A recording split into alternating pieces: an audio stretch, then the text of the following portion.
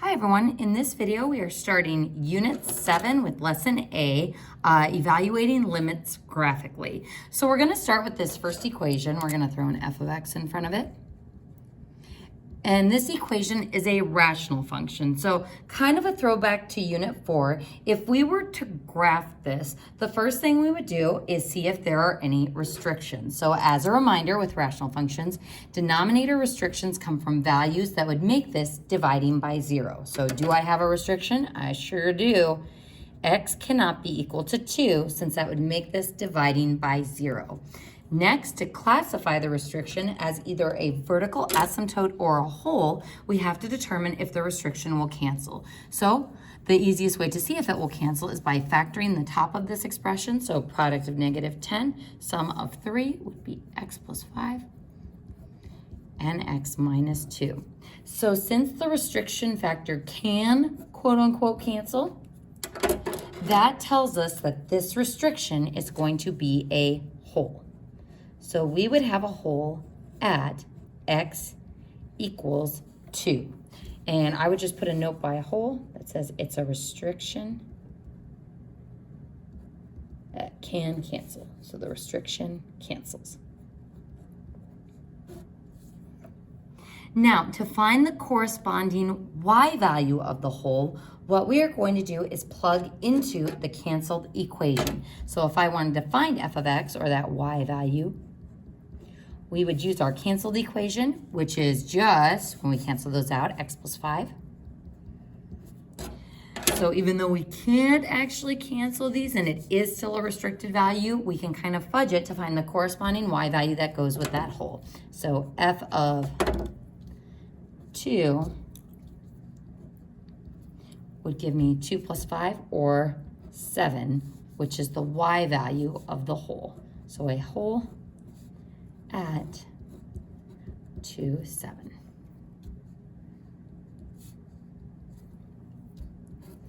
And we can see this from our graph that we have this line with a whole right at 2, 7. So this is what the graph of that function looks like. There are no other restricted values. So this is a discontinuous graph because I have a break in the function at that whole value. So the first question that I want to ask about this graph is, what is f of 2? What happens when I try to evaluate the function for that input? Well, at 2, we have a whole, so my function isn't defined there. Now, if you're looking back down here and saying, well, about when we said f of 2 equals 7, we can't have that as an input in the first place, so this is completely fudged just to figure out where the y value of that whole is located. So f of 2, since 2 is a restricted value, it does not exist. And if it helps you, if we were to plug in 2, we would get 7 times 0 over 0. And 0 divided by a 0 is the one case where a number divided by itself is not equal to 1. This does not exist. My math lab calls this special scenario of 0 divided by 0 indeterminate. So on my math lab, this is indeterminate.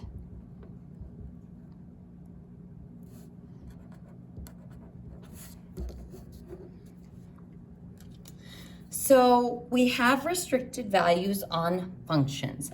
Now, what we are going to be diving into with this graph is, what is the limit of the function as we approach that restricted value. So we've seen this notation before, but typically in the context of end behavior as x is approaching infinity or as x is approaching negative infinity. We have seen approaching values a couple of times in behavior of a square root graph, but this is going to be our focus for the first part of this unit, is how do we define a limit that is approaching one given x value? So here we go, our definition of the limit. A limit is the y value or f of x value, a function approaches.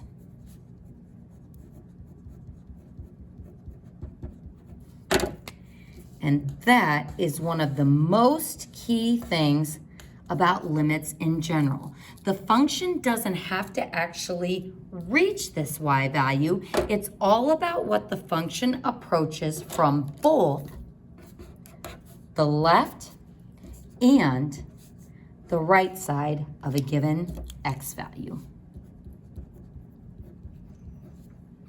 And we've seen that approaching aspect with limits before when we've been talking about horizontal asymptotes. For example, in our last unit with exponential functions, it's going to get really, really, really close to that horizontal asymptote of 0, but it never actually gets there. But we would still say the limit as x approaches negative infinity is equal to 0. So folks, what we outlined up here is that at that restricted value, my function is undefined. It does not exist at that value. But what about the limit of the function as we approach that value of 2 from both the left and the right?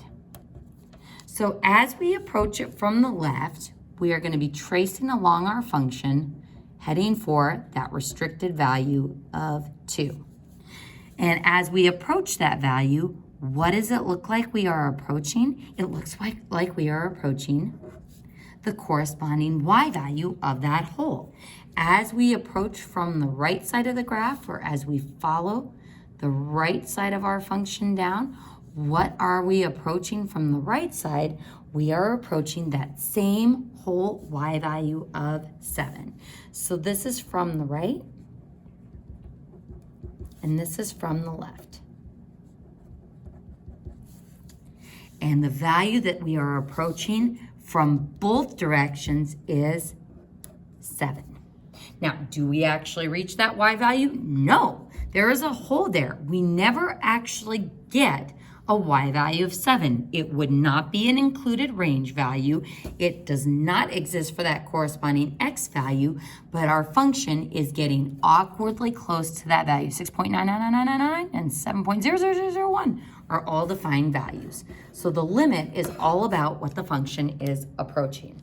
So knowing the difference between how a function is defined at an x value and what the function approaches for a given x value is going to be our main focus for the first part of this unit. So folks, we're going to go ahead and skedaddle on down to these examples here.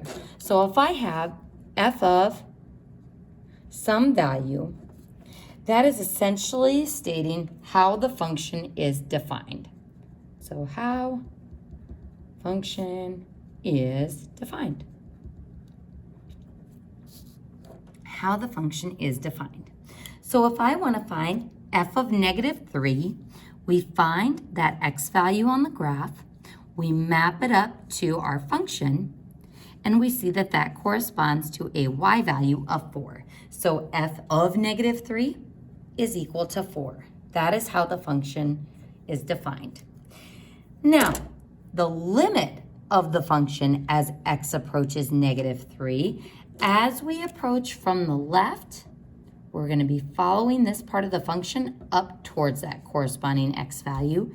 And from the right, we're going to be following this part of the function up towards that corresponding x value that goes with that point. So what value are we approaching y value wise from both directions? We are approaching that y value of 4. So this is a case where how the function is defined and the limit of the function as it approaches that point are the same. This is key because if there are no restrictions,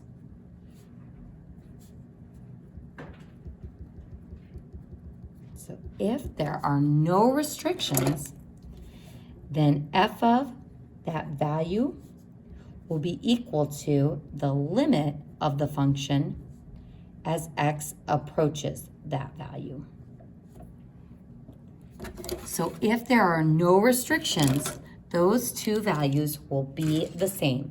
And as we can see, this graph does not have any restrictions, no vertical asymptotes, no holes, so we are good to go. Now, looking at our next graph, do we have a restriction? Yup. As we can see, we have an open dot at that x value of -3. So this function has a restriction. X can't be equal to -3. So if we want to know what f of -3 is, do we map to anything on our function there? Nope, it does not exist. So my function does not exist at that point, but what about the limit of the function as we approach that x value of -3 from the left, from the right? What y value are we approaching even if we don't actually get there? From the negative direction, from the positive direction, we are still approaching that y value of 4. So again, just like with the asymptotes, we don't actually get there. It's all about what we are approaching. All right, so moving on to the next one. Do we have any discontinuity here or any restrictions? We do, once again. We have a break in our function at -3. But unlike this one where x just straight up can't be equal to -3, here we have jump discontinuity where -3 actually maps to this other lower point on the graph. So f of -3 for this one would map to that closed out value of 1. But what about the limit as we approach that x value from the left and on the right? So since I have to follow the path of my function from the left, I trace along that part of the curve. And from the right or from the positive direction, I trace along that part of the curve. What y value are we approaching even if we don't actually get there? Our limit is 4 yet again. So on this one, how our function was defined and the limit were both equal to each other. These ones were both different. So let's go ahead and make a statement about these two. That f of x is still approaching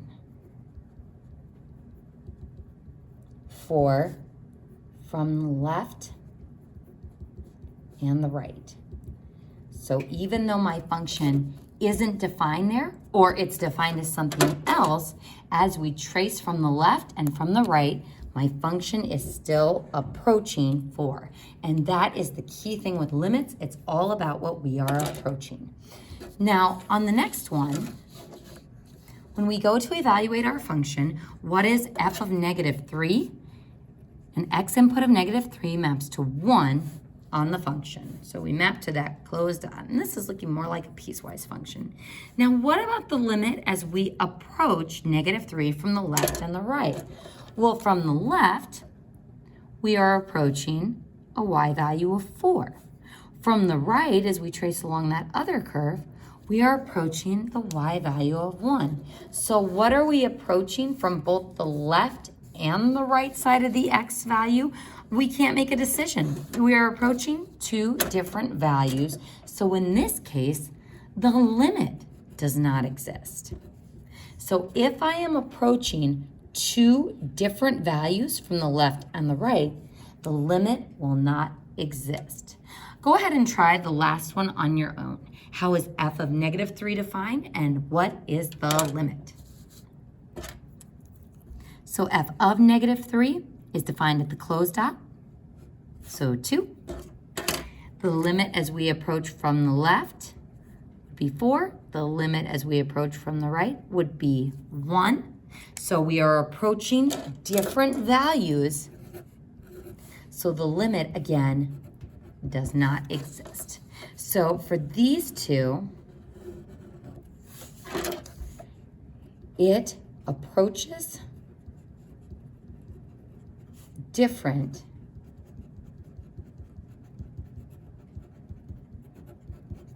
values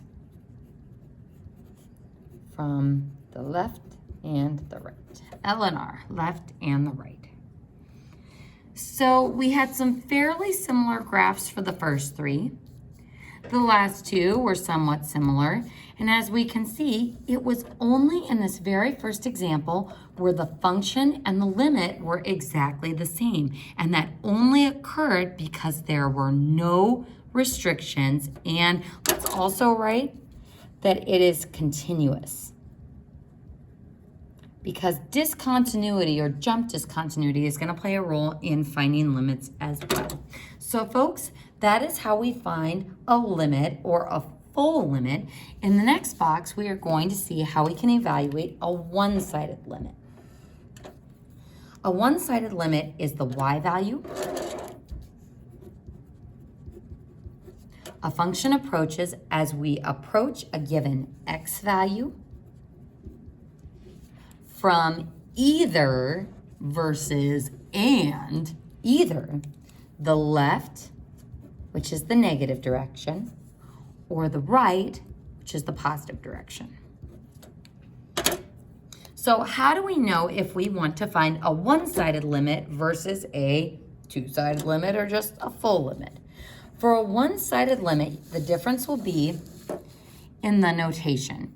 So if we look at this expression for the limit, we see that we want to find the limit of the function as x approaches 3, and then instead of having like a -3, we have the negative sign as a superscript of the number. This reads as the limit of f as x approaches 3 from the left side, or from the negative direction. So from the negative direction or the negative part of my axis is over here. So from the negative direction means coming this way, following my function. So as we come from this direction, we are following my function down. And what y value are we approaching? Even though we don't actually get there on the function, is still defined there. We're approaching that y value of -1. Then our next notation, the limit of the function as we approach 3 from the positive direction. There's that little superscript again. So when I have a positive or negative as a superscript, that indicates from what side of the graph you are coming from with that limit. So from the right side or from the positive direction, we're going to be heading from the positive part of our graph, or over here, positive x-axis, so coming from this direction. And as we can see, we are approaching a y value of 2. So if I get one value from one direction and another value from another direction, what does that tell me about the limit of the function as x approaches 3, or as x approaches 3 from both directions? It tells us that the limit, so the full limit from both directions, does not exist.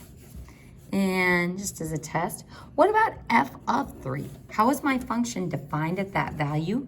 We are defined at that closed dot value of 2. And that concludes page 1 of the notes.